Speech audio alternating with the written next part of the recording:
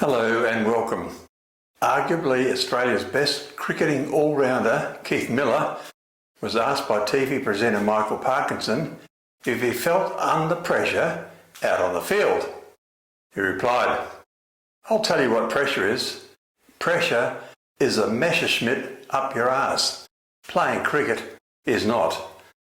Keith Ross Miller was born in 1919 at Sunshine in Victoria and named after pioneer aviators Keith and Ross Smith, who then were halfway through their historic flight from England to Australia. His cricket captain at high school was none other than Keith Bluey Truscott, Australia's second highest World War II fighter ace.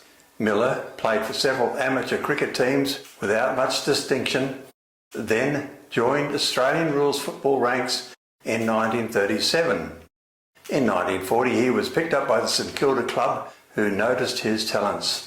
He played 50 games for them and one match, kicking 8 goals. He joined the Army Reserve in 1940 and as a nonconformist he had the first of many clashes with authority.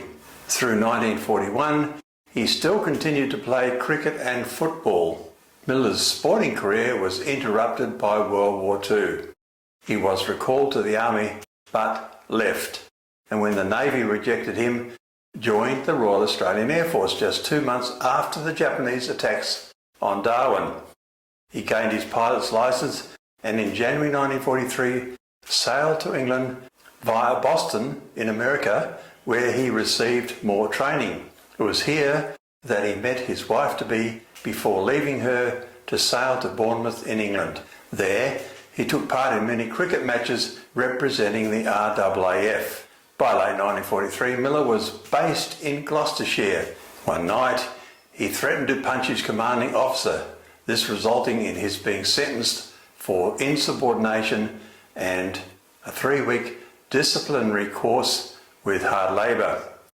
After 10 months of training, Miller was offered a commission as a pilot officer and was posted to number 12 Pilots Advanced Flying Unit in Grantham, Lincolnshire on the 15th of August 1944. Next was a move to Cranfield in Bedfordshire. On the trip back to Euston to visit former comrades, a night of drunken revelry saw Miller charged with 8 offences and facing possible dishonourable discharge. Luckily for Miller, his new commanding officer was his old CO from Euston. Miller escaped with a fine. While training, Miller flew Beauforts, Beaufighters and Mosquitoes. He had a near-death experience. Mechanical problems forced him to make an emergency landing of his Beaufighter. The plane was repaired, but on its next flight, the pilot was killed when the problem reoccurred.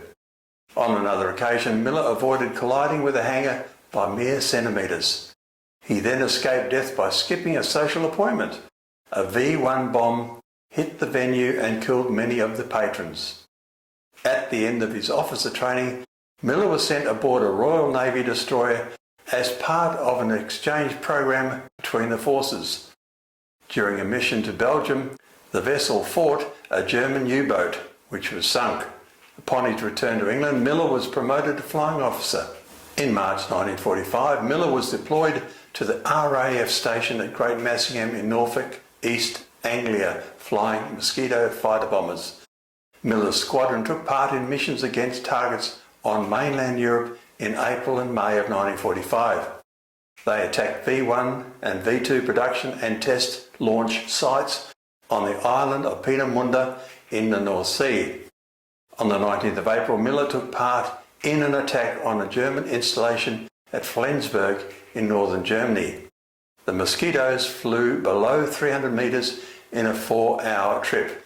In May, his squadron was deployed in Operation Firebash to attack Westerland airfield on the island of Sylt on the coast of Denmark.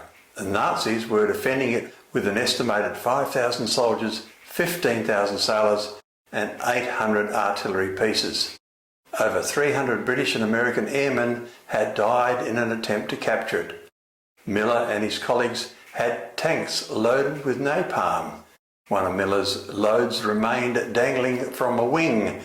He was obliged to land the plane with the bomb still attached. It fell off on landing at the airbase, and luckily for Miller it failed to detonate. Otherwise that would be the end of the story. Miller's next mission was delayed by poor weather, by which time Germany had surrendered. His commanding officer ordered him to fly Air Force personnel over Germany to view the results of Allied bombing.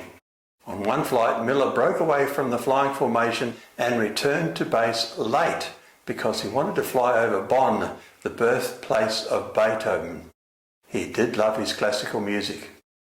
Whilst in England, after VE Day, Miller played in many matches, earning praise. Returning to Australia, he was discharged from the RAAF in June 1946. In the meantime, Japan had surrendered and No. 169 Squadron was disbanded. Miller had spent around 550 hours in the air with the RAF, to whom his RAAF unit had been seconded. For his active service, he received the 1939-45 Star, France and Germany Star, Defence Medal, War Medal 1939-45, and the Australia Service Medal 1939-45. Miller's last Test cricket match was against Pakistan in 1956. He had played in 55 Tests and 226 first-class matches, scoring 17,141 runs in all. As a bowler, he took 667 wickets. He was described as well-built, good-looking, and with lots of confidence. Famed cricket captain Donald Bradman said of him, "Miller was impulsive and cared little for records or ruthlessly dominating his opponents, preferring to play in a flamboyant manner in close contests. His blemished military record speaks volumes about his personality. I think fighter pilots need to be aggressive and have a streak of rebellion about them. Whether that makes for good military discipline, I'll leave that to others to contemplate." Thank you for watching.